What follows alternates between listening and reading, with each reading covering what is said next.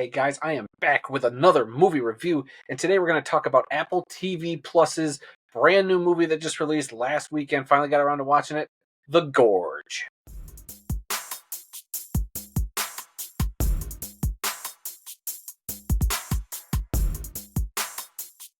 So let's talk about The Gorge, directed by Scott Derrickson, written by Zach Dean, premiering on Apple TV Plus on Valentine's Day. Like I said, finally got around to watching it, and let's go through this film, shall we? Look, it's a gorgeous looking film. I want to start off by saying that, and it's a shame also that this film got relegated to a streaming service. This is definitely one that probably would have been a good time in the movie theater. But let's break it all down, starting with that story.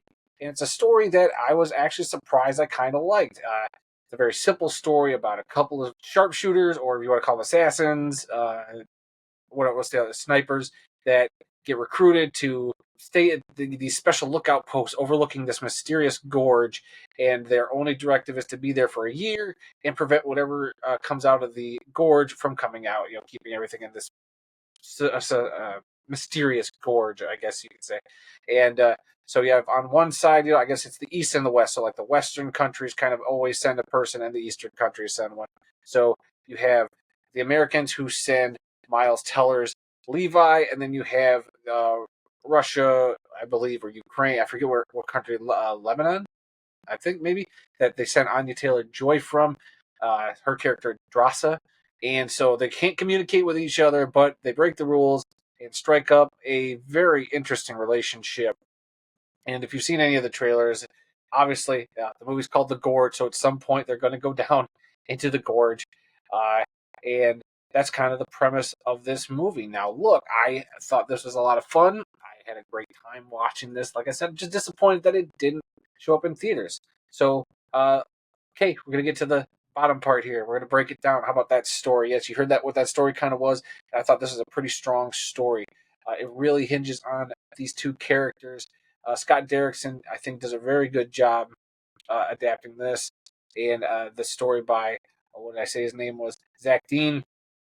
I think it's a really sharp story with some interesting stuff in there, but it does kind of peter out in the third act. It's kind of like they had all these cool ideas, and at the end, I don't know, it just kind of, I won't say it fizzled completely, but I wasn't as into the third act as I was the first two acts of the film.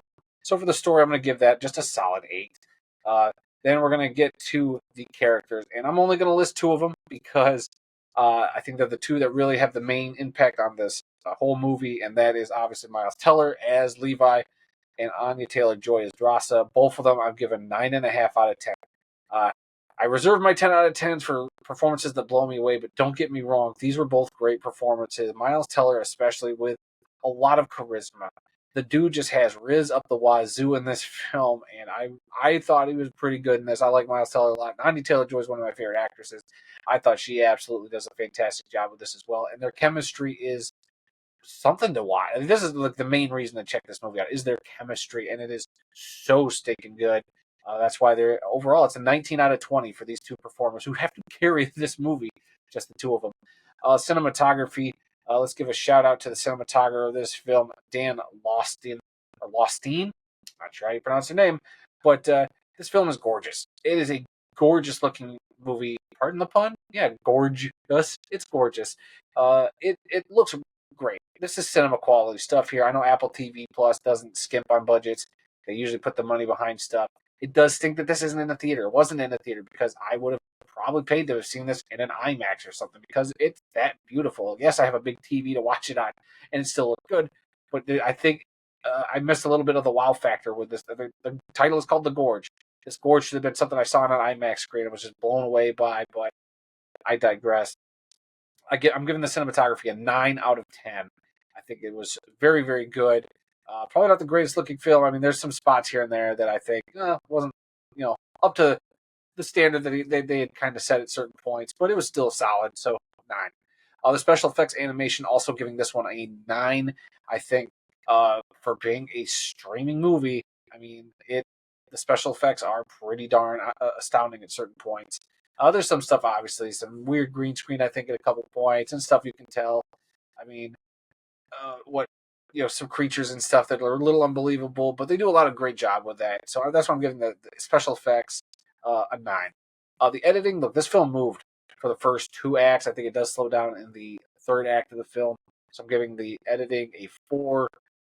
Moving on to the score, which was done by Atticus Ross and uh, Trent Reznor, guys who've done a bunch of fantastic scores. Obviously, Trent Reznor of Nine Inch Nails fame. I thought this was a pretty solid score. I can't sit here and hum you any of the bars from the movie, but it fit and it worked in you know in conjunction with everything else going on. So I dug it quite a bit. I'll give it a 4 out of 5 there. Um, and then the direction. I think Scott Derrickson's a great director. His past few films I've seen between he did it's not Slither. He did. I can picture the movie poster. Uh, Crap, but I mean, he obviously did Doctor Strange. He just did the Black Phone, which I loved. The Black Phone. Um, God, well, the fact that I can't remember his other movie at the top of my head is going to bug me. So I'm going to click on his name and see what that film was called. Uh, it was called Sinister. That's what it was when he did Sinister. Sinister was another one that was pretty good.